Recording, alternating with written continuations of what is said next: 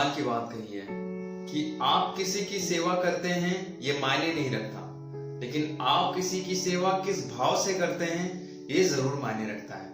Hi guys, मेरा नाम पीयूष है और मेरे चैनल एजुकेशन विद मोटिवेशन में आप लोगों का फिर से एक बार बहुत बहुत स्वागत है। हर रोज की तरह एक बहुत ही अच्छी मोटिवेटेड कहानी मैं आप लोगों के लिए लेके आया हूँ। कहानी आप लोग लास्ट तक सुनिएगा, कहीं स्किप मत करिएगा, क्योंकि कहानी की एक एक लाइन बहुत ही ज्यादा इंपॉर्टेंट है। ये हमारे लाइफ पे बेस्ड है, इसलिए मैं आपको रिकमेंड करूंगा कि इस कहानी को आप लोग लास्ट तक सुनिएगा। लेकिन उससे पहले जो लोग मेरे चैनल पे नए हैं वो प्लीज मेरे चैनल को सब्सक्राइब कर लीजिए, बेल आइकन को प्रेस कर लीजिए, जिससे यूट्यूब पे मैं जब भी अपनी कोई नई वीडियो अपलोड करूं तो उसकी नोटिफिकेशन आपको मिलती है। और हाँ, आप मुझे सोशल मीडिया प्लेटफॉर्म पे भी फॉलो कर सकते हैं, लिंक मैंने डिस्क्रिप्शन में दे दिया है। वहां पर भी आपको अच्छे अच्छे थॉट्स, अच्छी अच्छी स्टोरीज मिल जाएंगी। तो बिना देर किए हुए आइए कहानी शुरू करते हैं।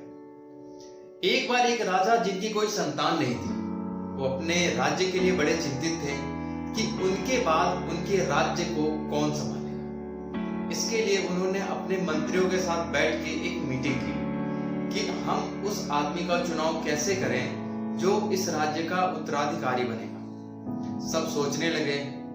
तभी उसमें से एक मंत्री ने राजा को ये सलाह दिया कि महाराज क्यों ना आप किसी लड़के का खुद ही इंटरव्यू लीजिए, क्योंकि अगर आप सेटिस्फाइड होंगे तभी ये राज अच्छे से चल पाएगा। तो राजा ने बोला कि मुझे ऐसा लड़का चाहिए जो दिल का बिल्कुल साफ हो, जिसके अंदर कोई छल कपट ना हो, कोई गलत आदत ना हो, वो प्रजा के दुख सुख को समझे।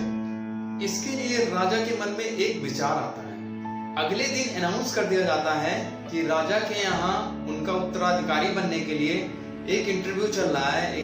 जो उसमें पास होगा वो राजा का उत्तराधिकारी बनेगा। अब जैसे ही लोगों को ये बात पता चलती है तो जितने भी यंग पर्सन होते हैं, युवक होते हैं, वो अच्छे अच्छे कपड़े पहन करके राजा के यहाँ इंटरव्यू देने के लिए जाते हैं। राजा क्या करते हैं, राजा एक भिखारी का वेश बना करके अपने गेट के सामने ही बैठे रहते हैं। ठंडी का मौसम होता है, सारी पब्लिक उसी रास्ते से जाती है।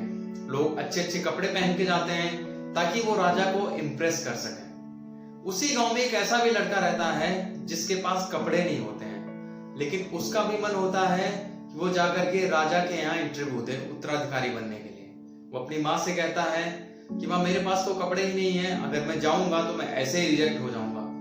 तो उसकी माँ कहती है कोई बात नहीं, अगर तुम्हारी किस्मत में होगा तो उत्तराधिकारी तुम ही बनोगे, जो तुम्हारे पास है उसी को तुम लेकर के जाओ।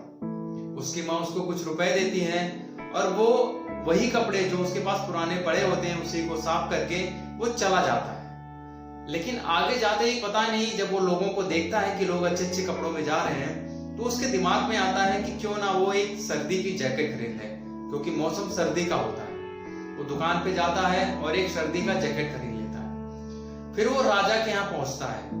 जैसे वो राजा के यहाँ पहुंचता है तो वो भिखारी, जो कि राजा ही होते हैं, वो बैठे होते हैं।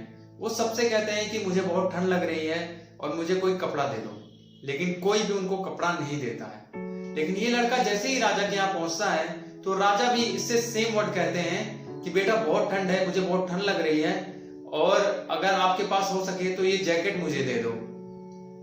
लड़का एक बार अपने मन में सोचने लगता है कि मैं तो राजा के यहाँ इंटरव्यू देने जा रहा हूँ, अगर मैं ये जैकेट दे दूंगा तो हो सकता है मैं रिजेक्ट हो जाऊं। लड़का थोड़ी देर सोचता है, उसके बाद वो जैकेट निकाल करके राजा को दे देता है और इंटरव्यू के लिए अंदर चला जाता है। थोड़ी देर के बाद सब लोग इकट्ठे हो जाते हैं। उसके बाद राजा आते हैं। जब लड़का राजा को देखता है तो एकदम से चौंक जाता है। राजा अनाउंस करते हैं कि मुझको जो उत्तराधिकारी चाहिए था वो मुझे मिल गया है, और लड़के को स्टेज पे बुलाते हैं और बताते हैं कि ये वही लड़का है जिसको मैंने सेलेक्ट किया है, यही इस राज्य का उत्तराधिकारी बनेगा।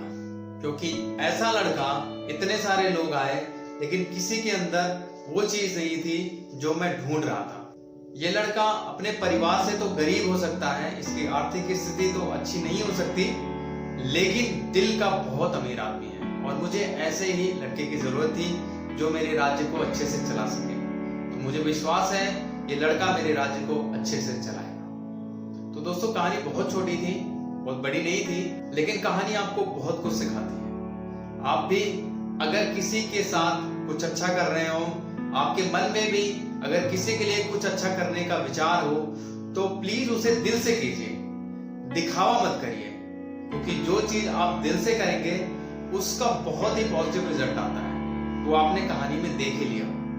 तो दोस्तों, अगर आपने भी ये बात, फिर सुनते रहिए हर रोज एक नई कहानी पीयूष के साथ। हंसते रहिए, मुस्कुराते रहिए, क्योंकि कहानियां कभी भूलती नहीं और हर कहानी आपको कुछ ना कुछ सिखाती रहती है। तो मिलते हैं एक नई कहानी में, तब तक अपना ख्याल रखिए।